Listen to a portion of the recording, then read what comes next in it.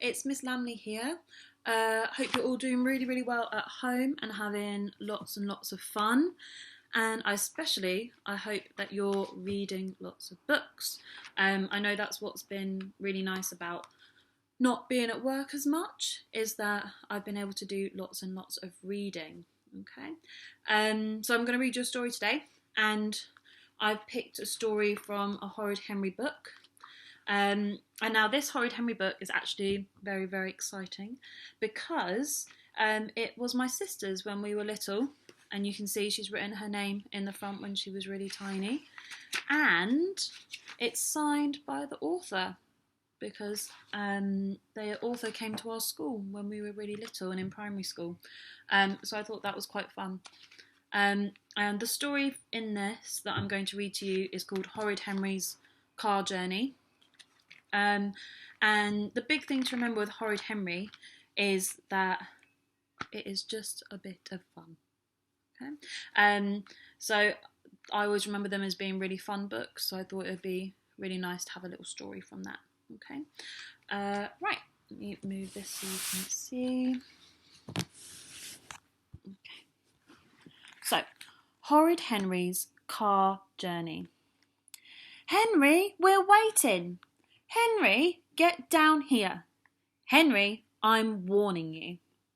Horrid Henry sat on his bed and scowled. His mean, horrible parents could warn him all they liked. He wasn't moving. Henry, we're going to be late, yelled Mum. Good, shouted Henry. Henry, this is your final warning, yelled Dad. I don't want to go to Polly's, screamed Henry. I want to go to Ralph's birthday party. Mum stomped up the stairs. Well, you can't, said Mum. You're coming to the christening, and that's that. No, screeched Henry. I hate Polly, I hate babies, and I hate you.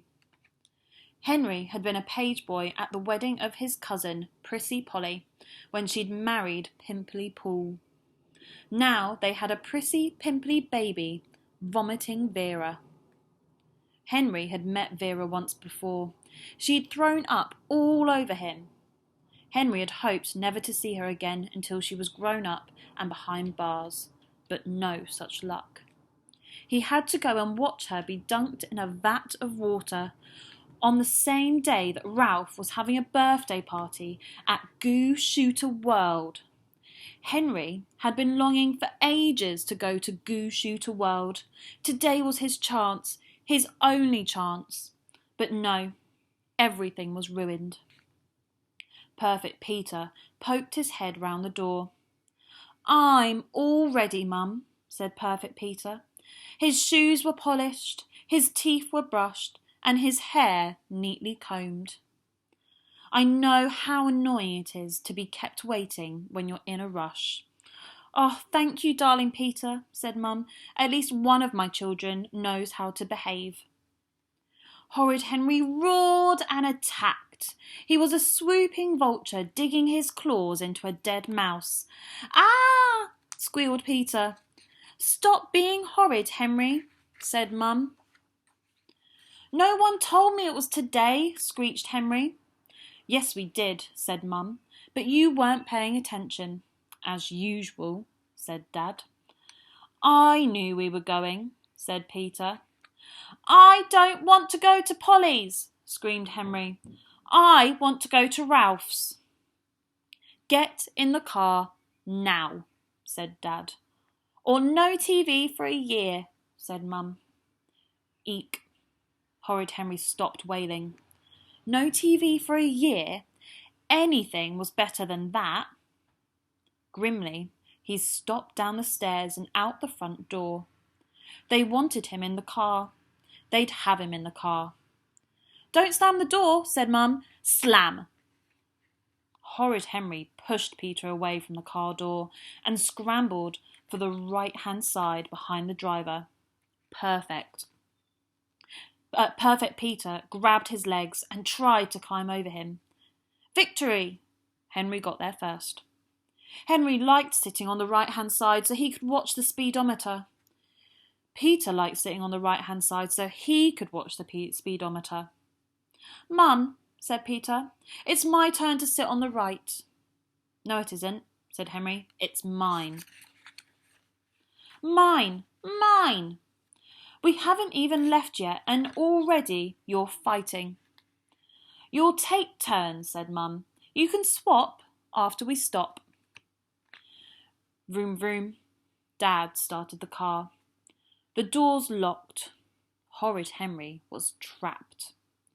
But wait, was there a glimmer of hope?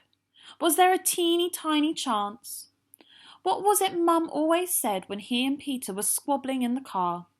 If you don't stop fighting, I'm going to turn around and go home. And wasn't it home just exactly where he needed to be? All he had to do was to do what he did best.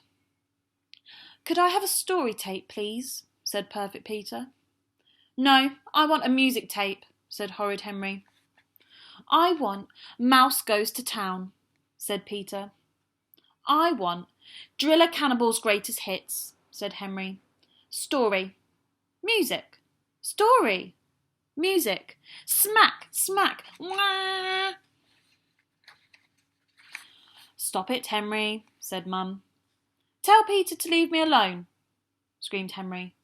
Tell Henry to leave me alone, screamed Peter. Leave each other alone, said Mum. Horrid Henry glared at Perfect Peter. Perfect Peter glared at Horrid Henry. Horrid Henry stretched. Slowly, steadily, centimetre by centimetre, he spread out into Peter's area. Henry's on my side. No, I'm not. Henry, leave Peter alone, said Dad, and I mean it. I'm not doing anything, said Henry. Are we there yet? No, said Dad. 30 seconds passed. Are we there yet? Said Horrid Henry. No, said Mum. Are we there yet? Said Horrid Henry. No, screamed Mum and Dad. We only left 10 minutes ago, said Dad. 10 minutes? Horrid Henry felt as if they'd been travelling for hours. Are we a quarter of the way there yet? No. Are we halfway there yet? No. How much longer until we're halfway there yet? Stop it, Henry, screamed Mum. You're driving me crazy, screamed Dad. Now be quiet and leave us alone. Henry sighed. Boy, was this boring. Why didn't they have a decent car with built-in video games, movies and jacuzzi? That's just what he'd have when he was king. Softly, he started to hum under his breath.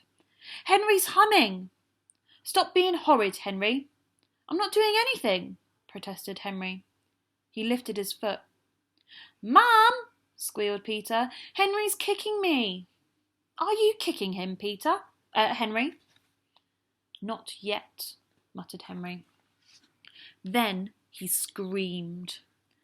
Mum, Peter's looking out of my window. Dad, Henry's looking out of my window. Peter breathed on me. Henry's breathing loud on purpose. Henry's staring at me. Peter's on my side. Tell him to stop, screamed Henry and Peter. Mum's face was red. Dad's face was red. That's it, screamed Dad. I can't take this any more, screamed Mum. Yes, thought Henry, we're going to turn back. But instead of turning round, the car screeched to a halt at the motorway services. We're going to take a break, said Mum. She looked exhausted. Who needs a wee? Said Dad. He looked even worse. Me, said Peter. Henry? No, said Henry. He wasn't a baby. He knew when he needed a wee, and he didn't need one now. This is our only stop, Henry, said Mum. I think you should go. No, screamed Henry. Several people looked up. I'll wait in the car. Mum and Dad were too tired to argue. They disappeared into the services with Peter. Rats. Despite his best efforts, it looked like Mum and Dad were going to carry on. Well, if he couldn't make them turn back, maybe he could delay them.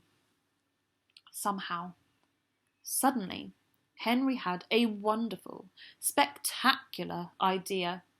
It couldn't be easier, and it was guaranteed to work. He'd missed the christening. Mum, Dad and Peter got back in the car. Mum drove off. "I need a wee," said Henry.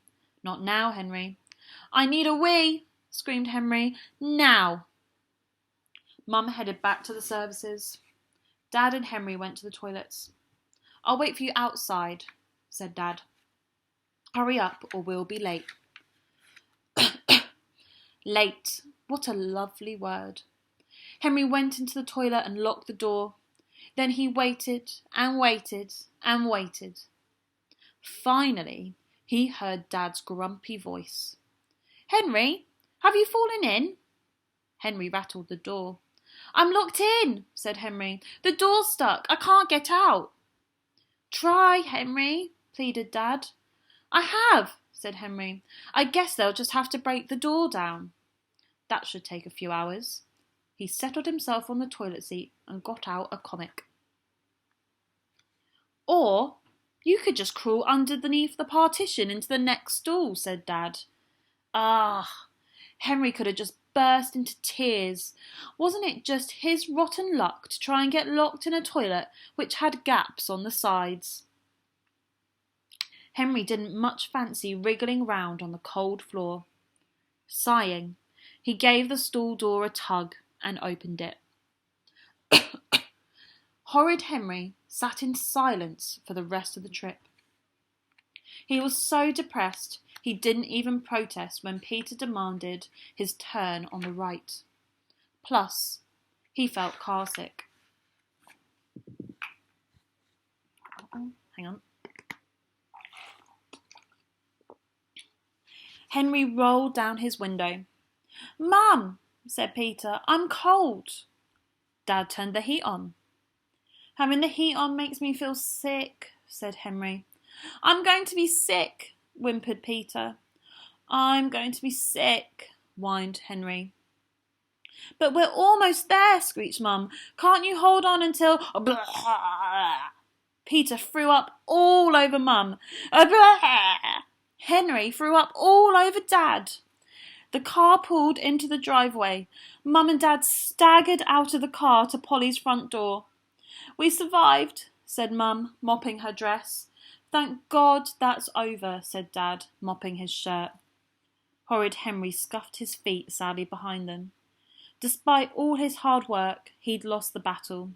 While Rude Ralph and Dizzy Dave and Jolly Josh were dashing about spraying each other with green goo later this afternoon, he'd be stuck at a boring party with lots of grown-ups yakking. Oh, misery! Ding dong. The door opened. It was Prissy Polly. She was in her bathrobe and slippers. She carried a stinky, smelly, wailing baby over her shoulder. Pimply Paul followed. He was wearing a filthy t-shirt with sick down the front of it. "Eek!" squeaked Polly. Mum tried to look as if she had not been through hell and barely lived to tell the tale. "We're here," said Mum brightly. "How's the lovely baby?" "Too prissy," said Polly. "Too pimply," said Paul. Polly and Paul looked at Mum and Dad. "What are you doing here?" said Polly finally. "We're here for the christening," said Mum. "Vera's christening?" asked Polly. "It's next weekend," said Paul. Mum looked like she wanted to sag to the floor. Dad looked like he wanted to sag beside her. "We've come on the wrong day?" whispered Mum. "You mean we have to go and come back?" whispered Dad. "Yes," said Polly. "Oh no," said Mum. "Oh no," said Dad. "Bleh," vomited Vera. "Eek," wailed Polly. "Got to go." She slammed the door. "You mean we can go home?" said Henry. Now? Yes, whispered Mum. Whoopee! Screamed Henry. Hang on, Ralph. Here I come.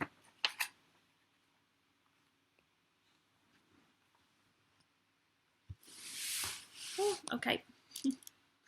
Hope you enjoyed that, and yeah, hope you enjoy all the stories that all the teachers have been reading for you. Okay, bye-bye.